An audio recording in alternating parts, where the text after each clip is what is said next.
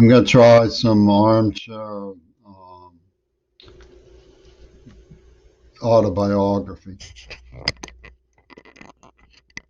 thinking that maybe an element of the normal will help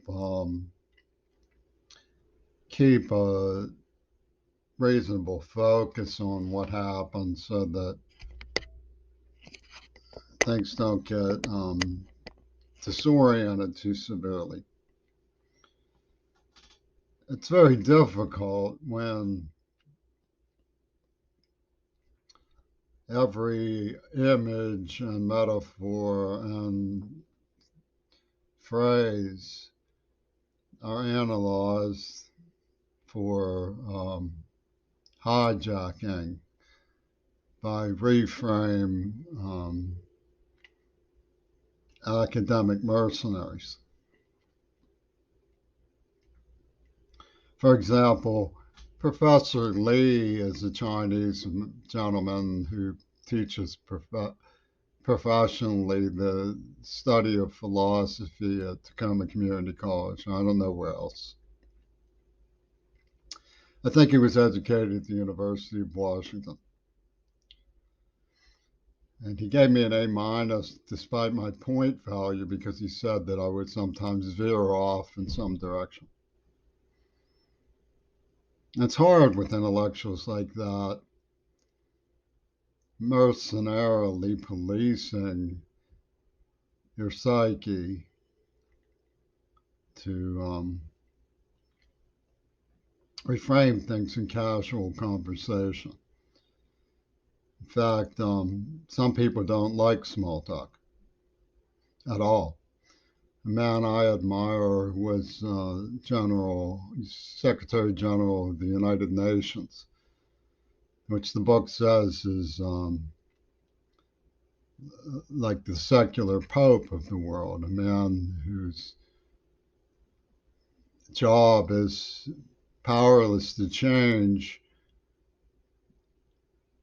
hundreds and hundreds of struggles and battlefields over which he must also take responsibility. Dag Hammarskjöld, who was almost certainly assassinated shortly before Kennedy was. Truman believed he was assassinated. Didn't like small talk. So one of the advantages of just casually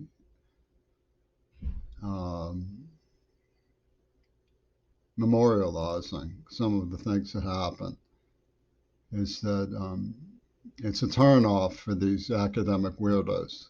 Not saying that Dag Hammarskjöld was, but it's not particularly exciting to their venom.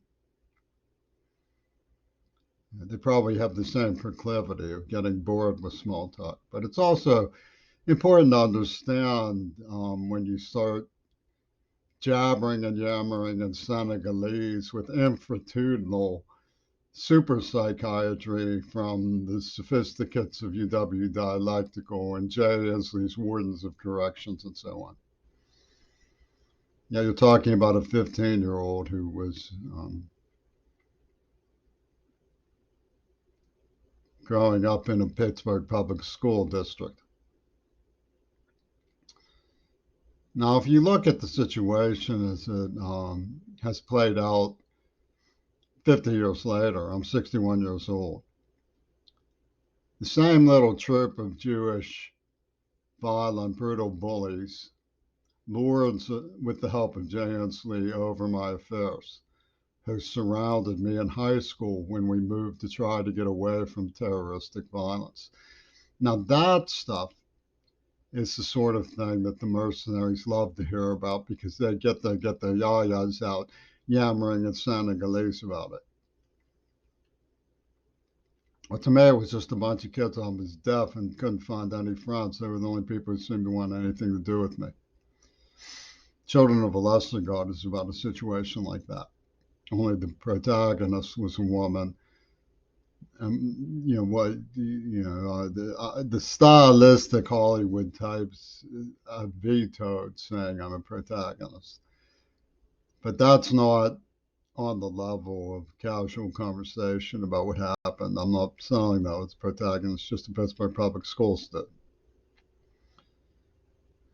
Strangely enough, the people threatening international murder were just seemingly casual Pittsburgh Public School students who I was smushed into classes with. So, I was deaf and had to accept second class citizenship because I was deaf. And of course, I was also Jimmy Creary, the Goyim, who get beaten up all the time. So that was second class citizenship. I saw some kid being dragged on the grass by a distance of about 100 yards. And I was accused of being an anti Semite because I couldn't rescue him. I was 100 yards away. It's like so it made me happy. Didn't make me happy. But that's a sort of loopy doopy that comes out of the Princeton scene that was on hand. Not that any of these people ever had any kind of a moral struggle about seeing me get my face kicked while I was flat on my back and them laughing. Person who previously owned my William H. Auden book. I'm W. H. Auden book. I don't know what the initials are for. W. H. Auden. Age of Anxiety book. Said that Schadenfreude is getting pleasure from the suffering of others. And apparently the loop-de-doop was entirely for the purpose of justifying their pleasure in seeing me suffer by projecting it onto me as though I shared it. And they're still at it. 50 years later, the same little remorseless, bullying, stupid gang of Jews is still at it with the help of Jay Inslee and corrections. But you can explain that through the hot wiring system of like Ralph Proctor, WQED, and the people who make pornography of me were occupied with my penis and selling aristocratic stories about could have saved John Lennon, but he was having dinner with his cocaine. Which wasn't true about me, but they were projecting Lennon on me and saying if I wasn't like Lennon, I was a traitor. If I was like Lennon, I was a criminal, yada, yada, yada, in Senegalese. All of which came down from like the lightning bolt in the new skyscraper from the Greek Orthodox Church in downtown Seattle, which is obviously Trumpy tune in the Russian Orthodox Church. But my importance in that sense was lost on me. I just like my father was an interesting and important individual. That's the way I saw the whole thing. We didn't have. I was too. I wasn't too young for the NAM veterans to brutally torture, but I was too young to be drafted. It doesn't sink into their heads that that's the fact. It's a strange proclivity of the situation. But the way I saw the Soviet Union was Brezhnev just seemed to be very determined to keep the Soviet Union to itself. And, I knew about Schultz and Eidson. If you don't know, you can read his Harvard commencement address speech from 1978, which I read it right before I went to the Governor's School for the Arts. And I just mingled with people who would accept me. I was deaf. I was a second-class citizen. I had some reading habits. I read The Rise and Fall of the Third Reich. I read The Lord of the Rings over and over again. I read the Carlos Castaneda books. I read the Dune trilogy. And I read other things like Milo Vangelis, Interview with Stalin. I read Lao Tzu's Tao Te Ching. I read some cooked up parables of Confucius. I used to go to rock concerts, had Mick Ronson's autograph and stuff on a penny welfare ticket. I had worked occasionally, at the record store when I was 14. And probably the most important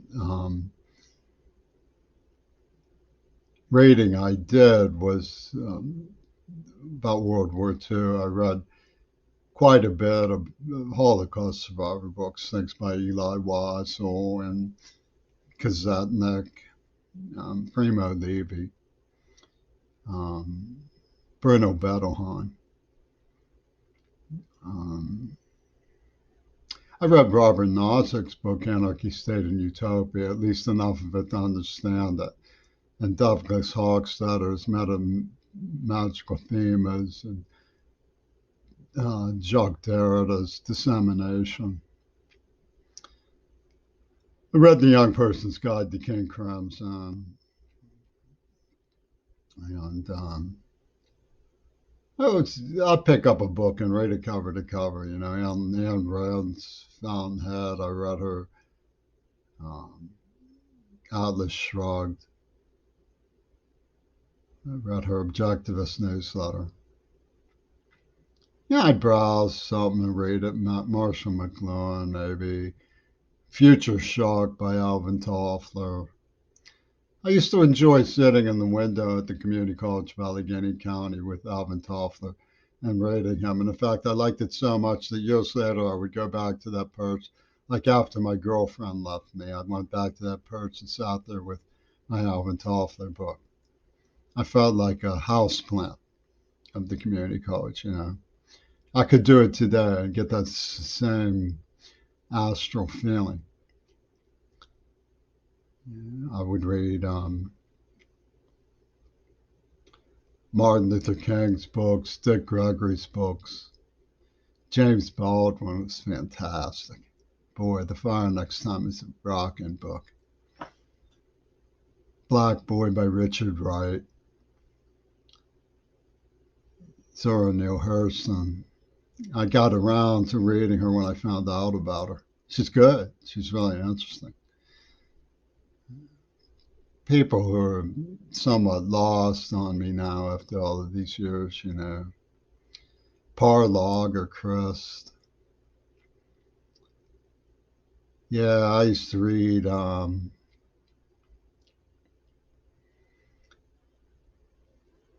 Frantz Fanon. I loved Buckminster Fuller. He was absolutely great. Thor Heyerdahl was really cool too. Yeah, I really like those guys. Who speaks for the earth and stuff.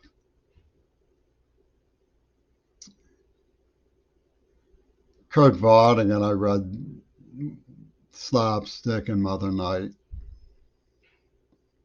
None of this was for assignment because nobody taught me sign language. I couldn't go to school. I graduated at the bottom of my class despite going to the governor's school. And doing pretty well at the governor's school. I mean, people wondered what was wrong with me, but they admired my writing. Maybe if somebody had told me that you're electromagnetically connected to what interests you, I could have understood that people would have diplomatic interest in me. I didn't see it that way. I just saw it as my responsibility as a self-expressive person to channel the things that seemed nearest and dearest to my heart, like Solzhenitsyn was very close to home for me. I wrote a poem about him that summer at the governor's school called The Symbol. The Symbol, I remember reading it out loud to people. And some of these girls had 1400 on their SATs, and they sort of magnetized up to me. You're an interesting poet, James. And that's all I wanted to be. I mean, I thought that was exciting to be given a chance to vocalize some unusual formulations in verse, and develop my skills of speech despite being so deaf I could barely hear my own voice and stuff. And slowly I started organizing my sensibilities, the idea that maybe there was a rule for a poet. I saw it like this. Václav Havel, I read his Art of the Impossible and Disturbing the Peace and all of those books. It had a big effect on me. I liked what he was doing until I found out that some of the things he was doing was part of the cover up scene that's still going on. But and the way he used me, I don't like. But like Louis Lapham's formulation that I should have known what was going on is a superimposition, an impingement that's false. And the political willpower isn't there. I'm not popular enough to even stop them from poisoning me in the mouth. That's how sick and powerful Louis Lapham is. He's a real moral fable. He should have said this kid was the son of a humanist. Look what they're doing. They're attacking the humanist idea as a class action. Instead, he sides with Reagan. I mean, I'm just explaining that this is the sort of angling, the heart-wiring job that went on from the Palace of London and New York. They're saying, why didn't you know that you were Dag Hammarskjöld? What are you talking about? It was Jimmy Carrey at the Pittsburgh Public School System. So I mean, it's demented. What they're doing is fiendishly demented, and I'm not about to feed into it, but I do try to explain it. So, but his idea that everybody knows me except everybody, I mean, it means they were pss, pss, pss, pss, pss, in the clear booth, loose scene and stuff. But and the maniacal Frankenstein thing that they did, I had no idea any of that was going on. I didn't know there was a buried neuroplasm. I couldn't remember any of the things that had happened to me. I had alexithymia. If you don't know what that is, get a copy of Shabidi by Kazetnik. I got that book at Shulman's, Caliban books. So I would have never known what it was. So his idea, which is preposterous, didn't ask what did I know. What I did know was that I had some nice ideas, and I didn't think that we were going to be attacked by the Soviet Union because things were sort of stalemated between the U.S. and the USSR.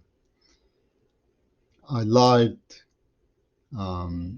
King Crimson enough that I would occasionally try to hang out with them, just because it made me feel good. I should have pointed at Levin and told him to butt out, keep the hell out of it, because I didn't like him.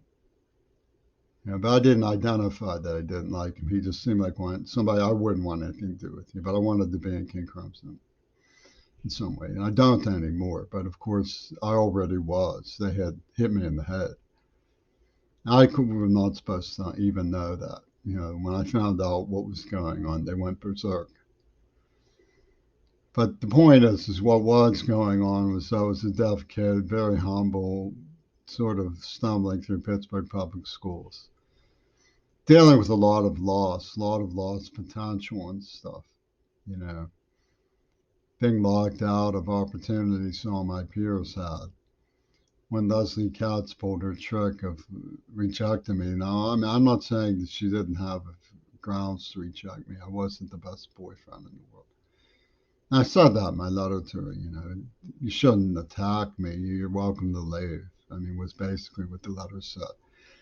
I don't know where they got the idea that it was a threat. I mean, they made it up. They were shopping for something. They were whispering in my ears, you blew it and stuff. That's what Exler. What a name. Nobody takes you seriously. You blew it. And these were like grasshoppers from the Neva Corporation who wanted soundtrack for Jaime Carbonell, who was working with Andrew Swimmer, some tart who really pushed herself on me.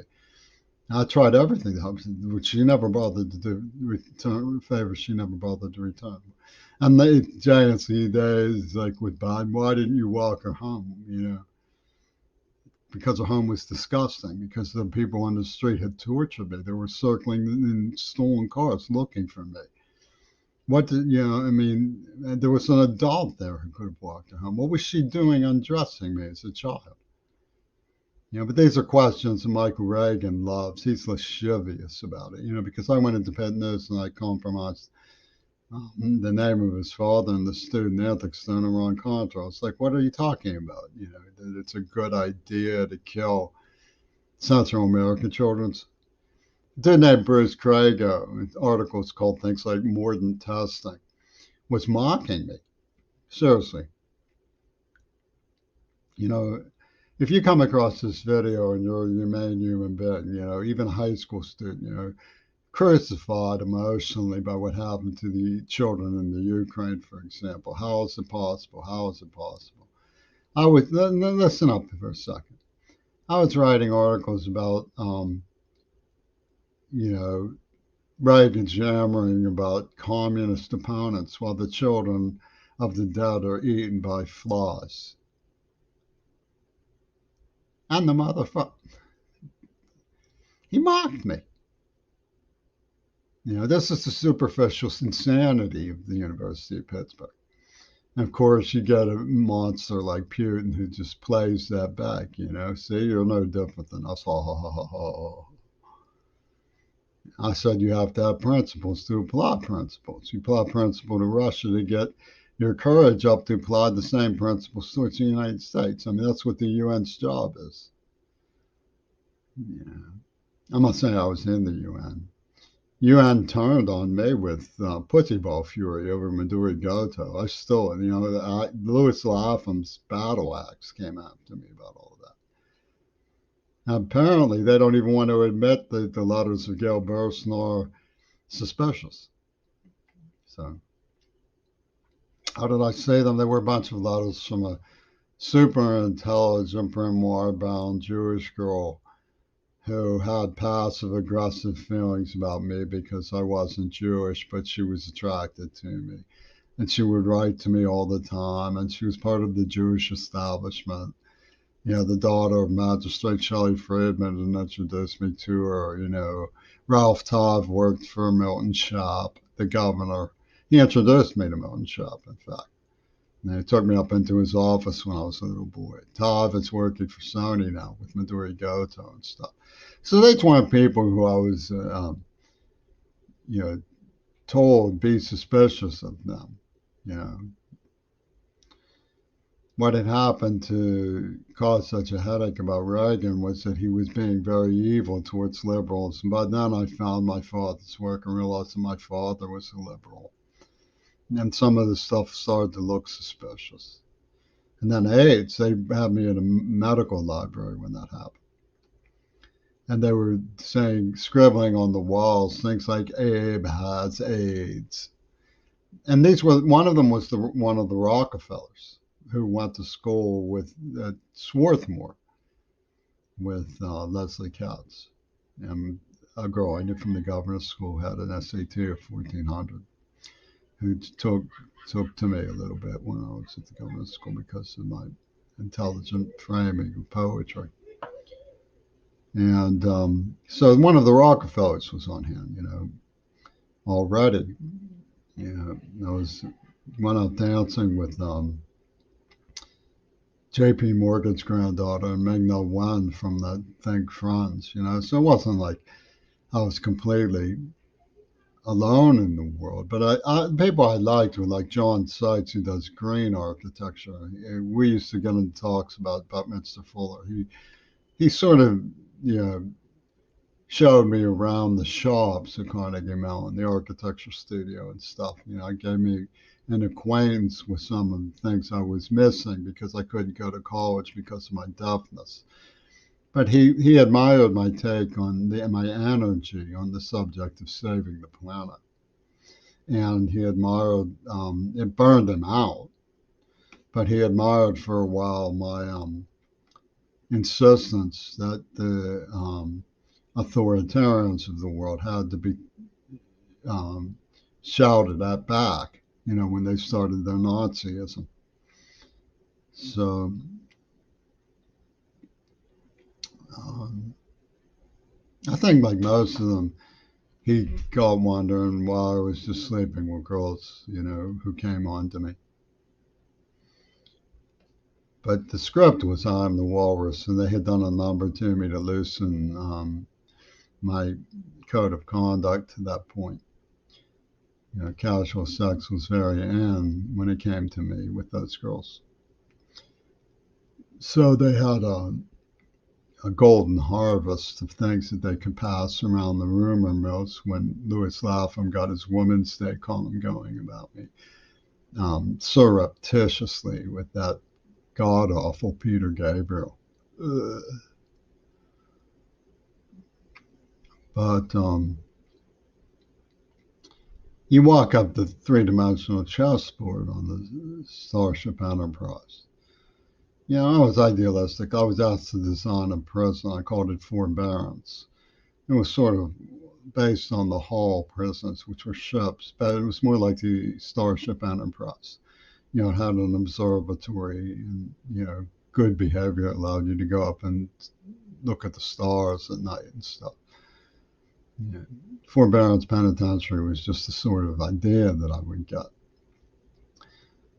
And I presented it to the class. It was a project when I finally got back into school after Junie taught me sign language. She's a deaf girl who has Down syndrome, and she just waved off all this stuff because she knew the people who were spreading the stuff, the gossip about me. She just knew what they were. I mean, she just, you're deaf and vulnerable to it, so what? I'm going to teach you sign language. I went back to school and stuff, but when you're going up the three-dimensional chessboard, there's a difference between Carnegie Mellon and that particular world and Pittsburgh Public Schools. You don't find out about the really deeply encrusted social anthropology,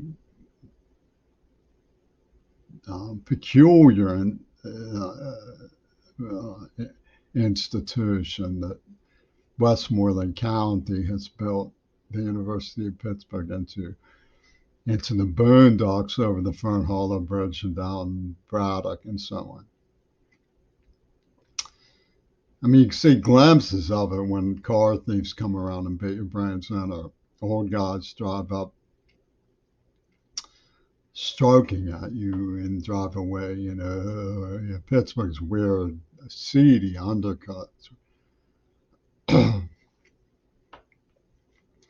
That extends up to like where Mel Gibson's father is and stuff.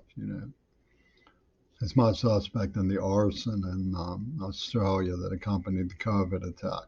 There was an arson here around here too. We were coughing and coughing. It was ash. But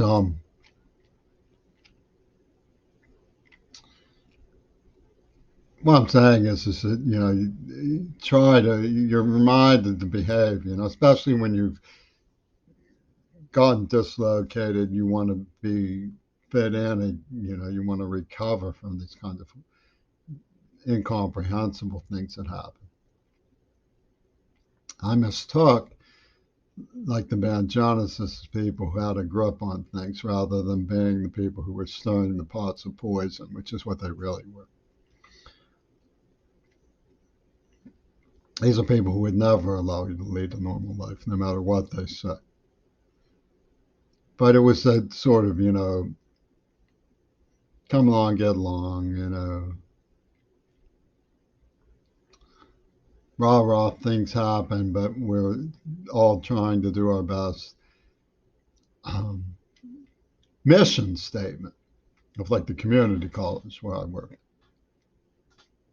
That led me to just just sort of accept that it wasn't anything other than,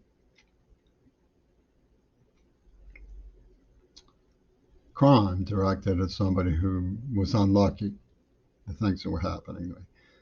Try to get my affairs straightened out, be more trustworthy. I washed dishes a lot, so one of my friends could paint. He painted a whole gallery of things because I kept the roof over his head, arguing with my mother. God, she could argue and cry and throw fits when I asked for $75 to cover electric and stuff. And I kept him out of it. I washed dishes and carried on. Yeah. And I realized when I met Roseanne that she was a little bit um, punk, dangerous. I fell in love with her. I thought maybe, just maybe, she would stick it out with me. I mean, there were reasons why things were a little bit heavy with me. I mean, I had followed entrapment up to Mount Desert Island. I hadn't realized that there were people like her who were actually trying to um, justify what had happened to me. I mean, I completely believed her. I mean, even when she gave her song and dance about her reasons for leaving me, it didn't occur to me that she was hired to manipulate a neuroplasm that they had chilled through cryogenic Frankenstein methods into my brain. But you can see it now.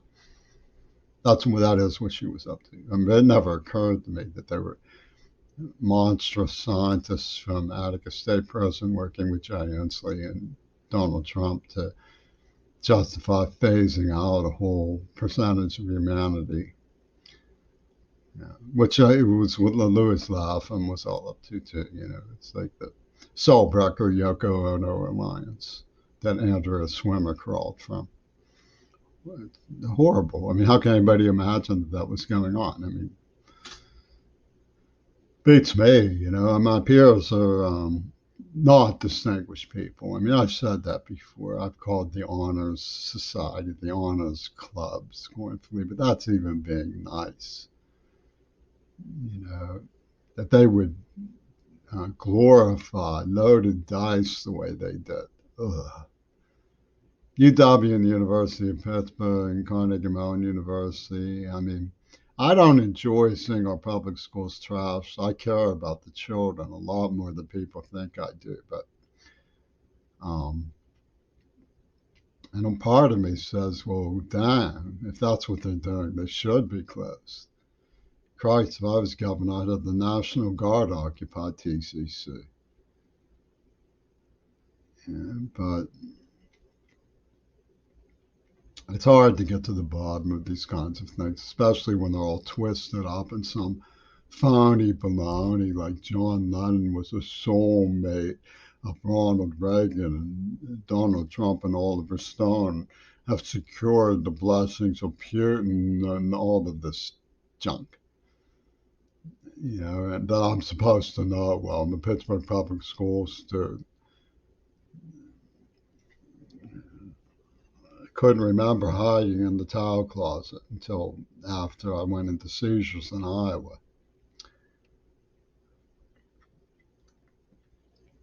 So, I mean, I know that I'm failing in my small talk casual. I mean, this is just perfect recycle for the dog pile of Rottweilers and mercenary academics having hemorrhages of hate over every phrase, looking for snarling ways to hotwire it into linguistic anthropology for the next seminar in extortion and embezzlement and museum theft that they call restitution and reparations and equity and all this stuff. I mean, I know Vanessa Nakate is sort of a Franklin Graham style chick in Uganda, but from Makerere University. But I sincerely don't think any of that is her fault. She's a young girl and she's a genius. And she's doing much more admirably under less adversarial. Well, I don't know I've heard what she goes through adversarially. I don't want to I'm not playing the game of victim status. God bless that she has never been hurt the way I was. But she's singing these songs that I thought were the good songs to sing, and hunger. You make things more rational, protect the rainforest in the Congo. And, I realize the racism is a problem. I'm not, you know, super genius when it comes to that kind of thing. I just treat one person one on one the way that they would want to be treated. Acknowledge the dignity of the other. I mean, how hard is that to? I realize that there's people in power who don't like it, don't do it, but basically, I think that's where it's at. That's what made me a Pittsburgh public school student. Was you go into the public schools and you expected to sit and behave with respect to your peers.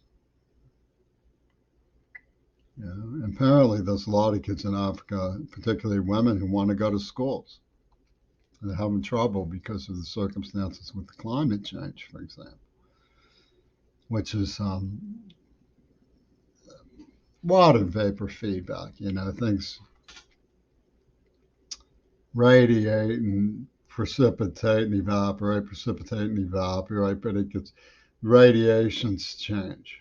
So the water vapor cooks up a greenhouse effect, and acid gets into the oceans and stuff. I mean, it's what you would expect when you let greed run wild. I mean, the science of it is just the proof of what you see with your own eyes. These people are raping the earth and the earth falls apart. It's simple logic will tell you that's what's going to happen. And it's difficult to stop them. That's why we have to protest at the media office, because it's the media that has the best chance of changing things, humanizing the communications condition of people one to one. I don't think it's all racial restitution theorem. It's more human dignity. Treat the other as a human being. Grant them the dignity that you want granted to you. I mean, that's what makes us a human race, up beyond the color of our skin. And the stuff about, tribute and who owns the women and stuff like that. That comes from the military. Girls wanted to sleep with me so they could get that stuff going. I guess I don't understand. What I'm saying is it's a form of oppression that I didn't understand because I was just a little boy when they started forcing me into these conjugal situations because of the production scene that they were putting on. And they claimed it was protest against the Vietnam War, but these were the Nam veterans who were psychoed out doing it, mercenaries using nerve agents and gassing people and kidnapping children in stolen cars and kicking them in the head. And then playing little loop-de-doops about, oh, you didn't like us, I bet. Christ, I denied what I was going on right in front of my face because I was trying to believe that they would never be that crazy and sick and evil, that they would have been the hidden hand behind the production of what was done to me, which I now remember. I mean, keep in mind, I had no comprehension that it happened. It was frozen shut in memory, cryogenic, you know. And the science and neurology of Cyril Weck's little, snitty about JFK being an abortion, so whatever is the exorcist, demonic possession of the West, the enemy within, ha ha ha ha ha. Comes from Boris Karloff and Vincent Price and Ronald Reagan and these um, putrid Hollywood people who owned that era, saw Kennedy as an opportunity to get the president to perform for them, you know, and hogs head of real fire, boom, and then take off, make off with his wife and laugh with the Rolling Stones and stuff, which is what happened. I mean, but you can't expect a child to understand that. I'm just older now. I've done my reading, research, identified where the script came from and what their hogswash they're selling for why she was never arrested and stuff. It's the same little gang. They say, oh, well, there's another explanation for what happened, which was that we gave him somewhere to stick his hanky panky because Leslie cheated on, rejected him. Which is their way of saying that spy cam pornography is just what Jewish kids in Pittsburgh do to Goyim in Pittsburgh. And nobody should. And if you have anything to say about that, you should talk to the Warriors and the NAACP. And the Seattle, since Seattle does brainstorm about those things, they sit down, whoa, whoa, whoa, whoa, whoa, whoa, whoa, whoa, whoa, whoa, whoa, with the KDP and various shifties from the UW Dialectical Insane Asylum. Whoa, whoa, whoa, whoa. It's perfectly natural to them. When so the stranger goes, why didn't you know that? Why didn't you know that? So that, I mean, and they keep it up. That's why I'm saying, this is just small talk, sort of casual. So I would struggle. How can I get a Western civilization grade that's passing this semester when I can't hear? It's maybe read and show that I have a genuine interest, talk about William Sapphire and stuff with the professor after class. Try to make them understand that you're reading the editorials in the Pittsburgh Post-Gazette. I would write editorials in Pittsburgh Post-Gazette that were recognized as lucid. I wasn't playing all big, as they say in Pittsburgh, but they were accusing me of interference.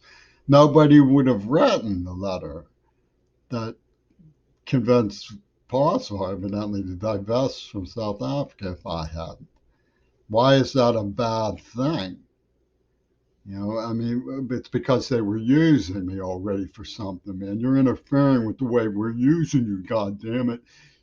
That's what went on at WQED. So it's a strange set of problems. But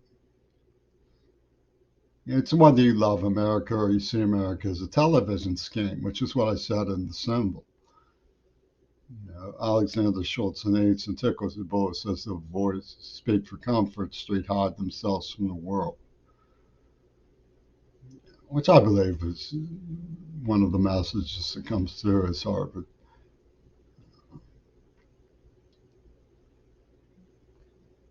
Graduation speech, 1978. I talked about the android zone, because it's sort of racy and punk. The first poem I read at the government school was called Ode to the Cherokee, and it was the irony of having these idealistic tendencies and desire to study and understand and remediate, and try to understand, mitigate, and not be antagonistic to the people, the ancestors of America. And you're getting your coffee out of a coffee machine, and it was just some strange bond that I felt I was in, existential dilemma, I guess you would call it. That was the first poem I read at the government school, was the one I read called Ode to Cherokee. So, and Cherokees were very civilized. It's tragedy what happened. I mean, when I finally got to study it, that was one of the things that really came through. It was really a terrible, terrible tragedy, the shame what happened. It's good that Biden's aware of that, doing things about it. Seattle was that's what I thought was going on here. I thought they were progressive, intelligent people, but don't say I think that. No, don't. Nope. Oh, I didn't take that note.